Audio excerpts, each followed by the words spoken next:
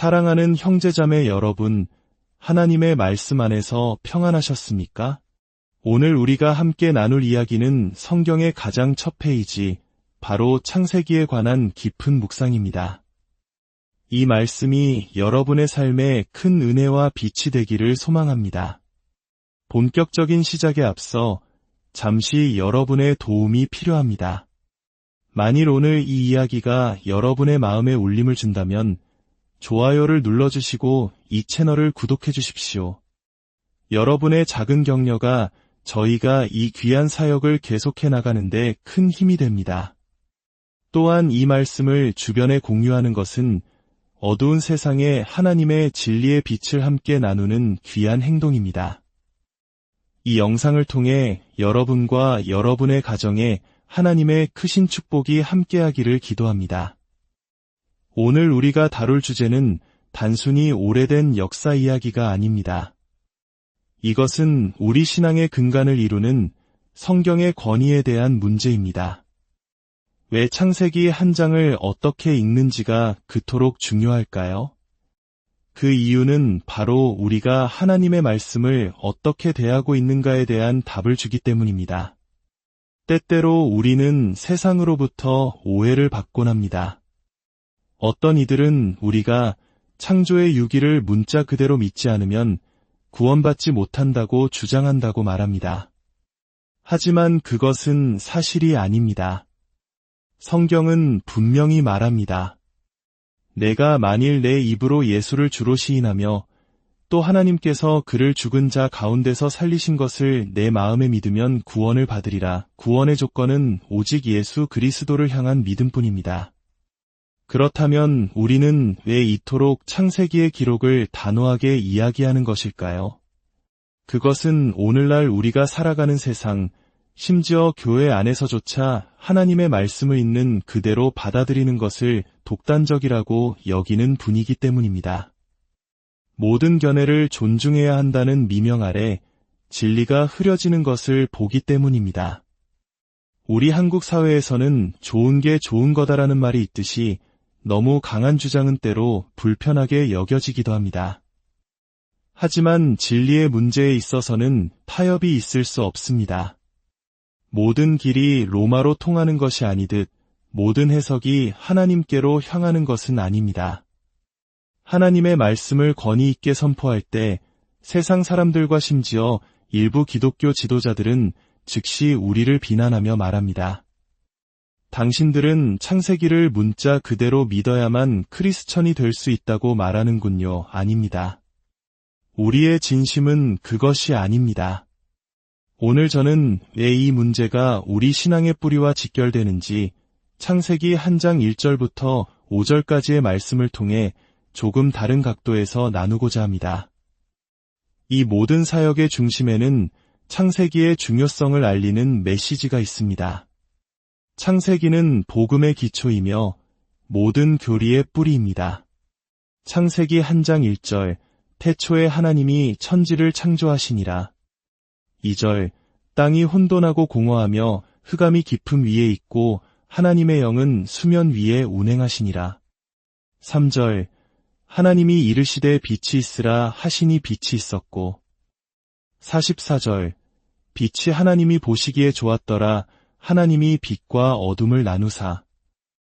5절, 하나님이 빛을 낮이라 부르시고 어둠을 밤이라 부르시니라. 저녁이 되고 아침이 되니 이는 첫째 날이니라. 이사야서 2장 22절은 우리에게 이렇게 경고합니다. 너희는 인생을 의지하지 말라. 또한 잠언 30장 5절과 6절은 말합니다.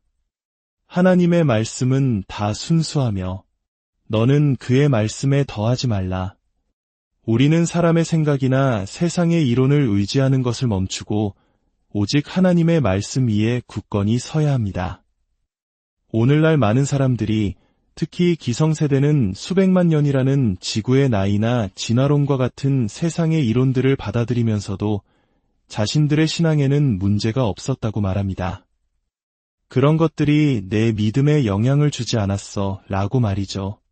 하지만 그분들이 간과한 것이 있습니다.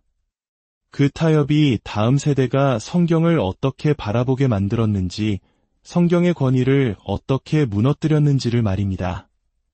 제가 처음 창조 변증 사역을 시작했을 때 특히 연세가 있으신 목회자들 사이에서 자주 접했던 이론이 하나 있습니다. 바로 간격설입니다.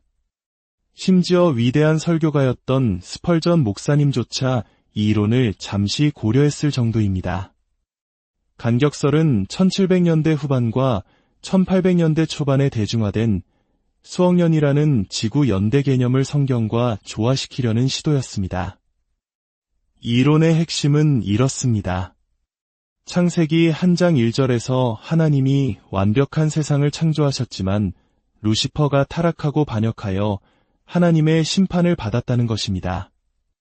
이 심판이 바로 루시퍼의 홍수이며 이때 지구는 파괴되고 혼돈의 상태, 즉 창세기 1장 2절의 상태가 되었다는 주장입니다. 그리고 이 파괴와 재창조 사이에 수억 년의 시간적 간격이 있으며 공룡을 포함한 모든 화석이 이 기간에 형성되었다고 설명합니다. 그 후 하나님께서 6일 동안 지금의 세상을 재창조하셨다는 것이죠. 이 간격설은 1814년 스코틀랜드 자유교회의 창시자인 토마스 찰머스에 의해 처음 설교된 것으로 보이며 이후 펜버의 지구의 가장 이른 시대라는 책을 통해 널리 퍼졌습니다. 또한 아서 커스텐스의 형태 없고 공허한 이라는 책도 큰 영향을 미쳤습니다. 스코필드 관주 성경이나 뉴베리 관주 성경 같은 유명한 성경들조차 주석이나 편집 방식을 통해 이 간격설을 지지하는 듯한 인상을 주었습니다. 하지만 과연 히브리어 문법은 창세기 1장 1절과 2절 사이에 거대한 시간적 간격을 허용할까요? 히브리어 전문가들의 견해는 단호합니다. 그렇지 않다는 것입니다. 창세기 1장 2절은 히브리어 아우라는 접속사로 시작하는데 우리말로는 그리고에 해당합니다. 아우가 동사와 결합될 때 는 순차적으로 일어나는 사건을 연결하는 역사적 서술의 특징을 보입니다. 그리고 하나님이 말씀하셨다. 그리고 하나님이 보셨다처럼 말이죠. 하지만 2절처럼 아우가 명사와 결합될 때는 순차적인 사건이 아니라 앞선 내용에 대한 부가적인 설명이나 배경 정보를 제공하는 역할을 합니다. 이를 분리적 와우라고 부릅니다.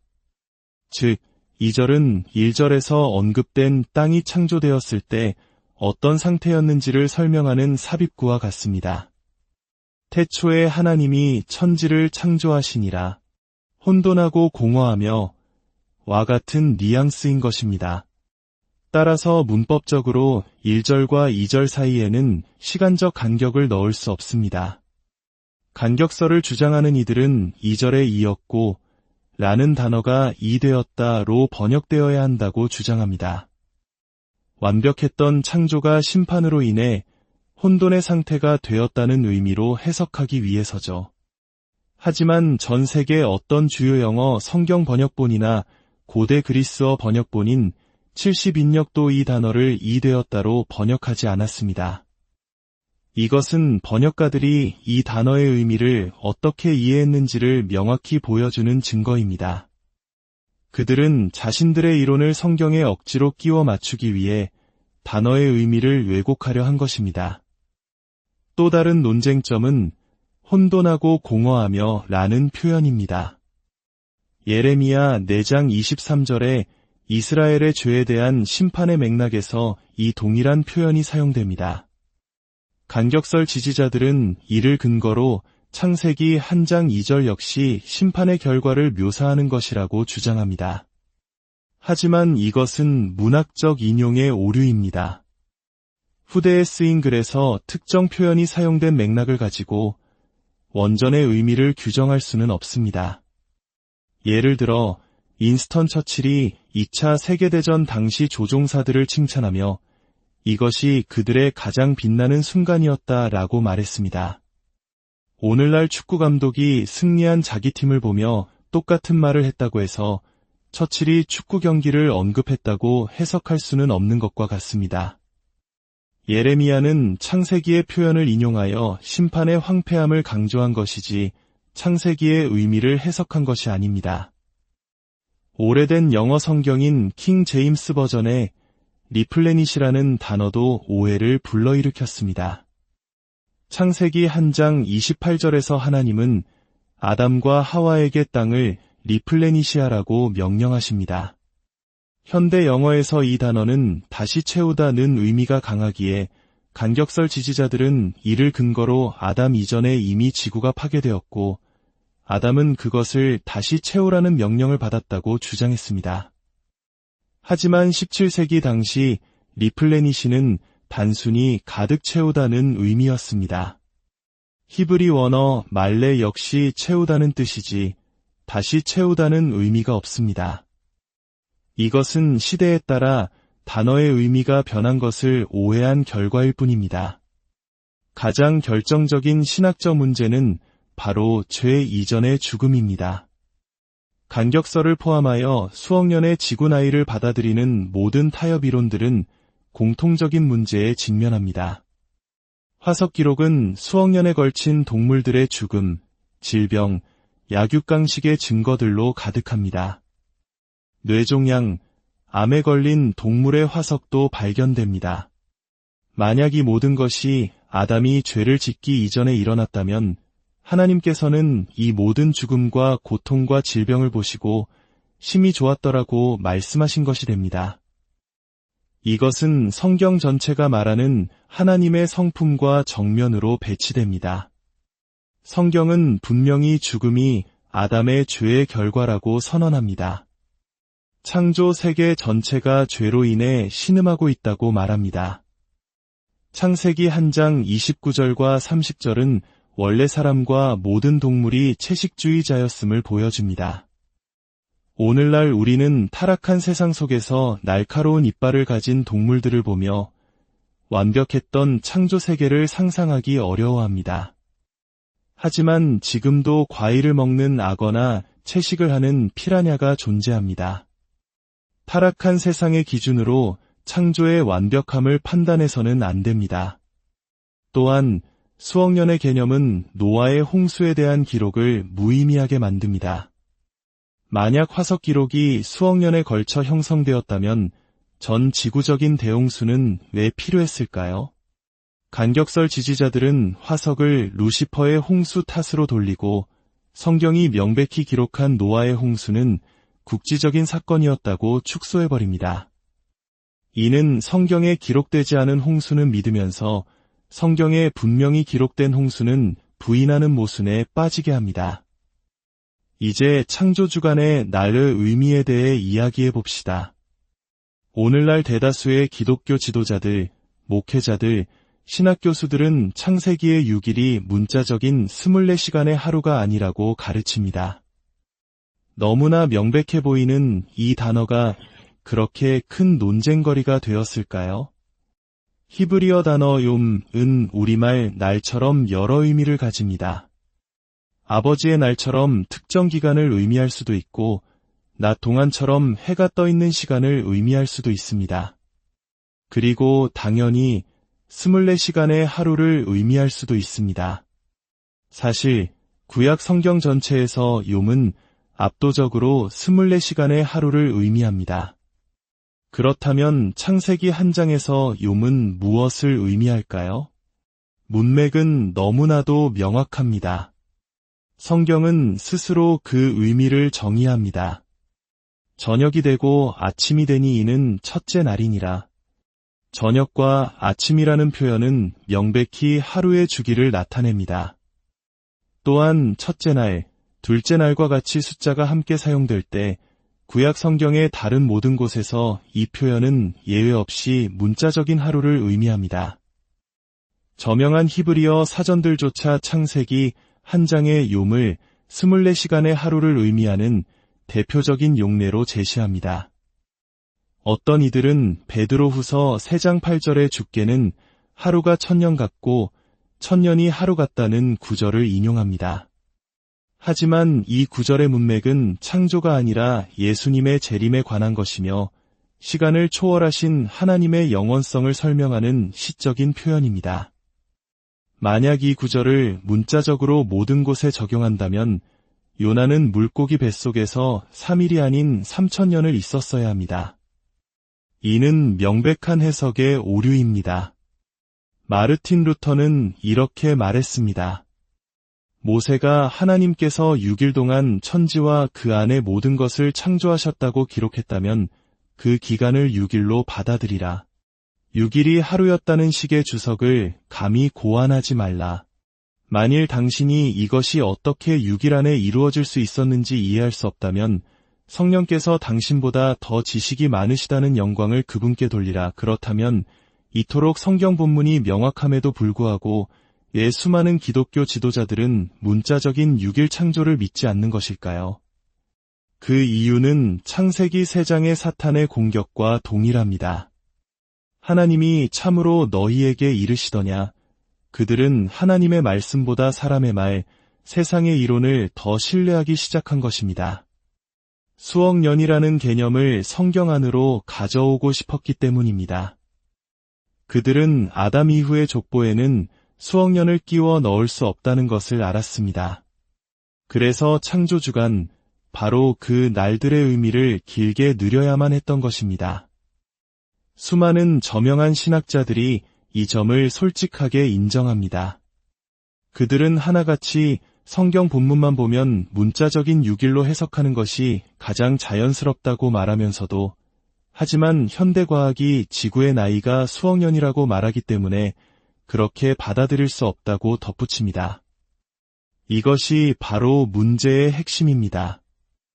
그들은 자신들도 모르는 사이에 성경의 권위 위에 현대과학이라는 또 다른 권위를 올려놓은 것입니다. 이것은 다음 세대에게 성경은 과학적 사실 앞에서는 수정될 수 있는 책이라는 위험한 메시지를 전달합니다. 복음의 기초가 되는 창세기가 흔들리면 그 위에 세워진 모든 교리, 즉 죄, 심판, 그리고 예수 그리스도의 구속사역까지 흔들리게 됩니다. 무신론자 리처드 도킨스는 오히려 이 점을 명확하게 꿰뚫어 봅니다. 그는 이렇게 말합니다. 나는 어떤 면에서 창조론자들에게 동정심을 느낀다. 왜냐하면 그들은 진화론과 기독교가 양립할 수 없다는 것을 분명히 보기 때문이다.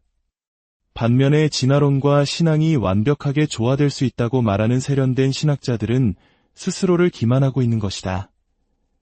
그는 자신이 기독교를 버리게 된 결정적인 계기가 바로 진화론을 이해하게 된 순간이었다고 고백합니다. 사랑하는 여러분, 나팔이 불분명한 소리를 내면 누가 전투를 준비하리요? 세상은 자신들의 믿음, 즉 빅뱅과 진화론, 수억 년의 역사를 확신에 차서 외치고 있습니다. 그런데 교회는 어떻습니까? 글쎄요, 아마도 간격이 있었을 겁니다. 아니, 하나님이 진화를 사용하셨을 겁니다. 어쩌면 오랜 기간이었을지도 모릅니다. 이렇게 불분명하고 흔들리는 소리를 내고 있습니다. 우리가 세상에 이런 불확실한 소리를 내고 있으면서 왜 세상이 변하지 않는지 의아해서는 안 됩니다.